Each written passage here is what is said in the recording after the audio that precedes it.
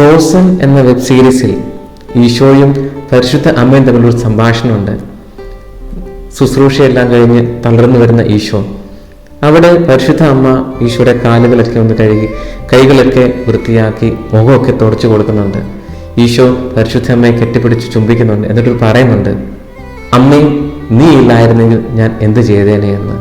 ഞാൻ ഓർക്കുകയായിരുന്നു, പലപ്പോഴും നമ്മുടെ ഏകാന്തകളിൽ, നമ്മുടെ വേദനകളിൽ, നമ്മുടെ കണ്ണുനീരിൽ, നമ്മുടെ സങ്കടങ്ങളിൽ ഈ പരിശുദ്ധ അമ്മയില്ലായിരുന്നെങ്കിൽ നമ്മൾ എന്ത് ചെയ്തേനെ?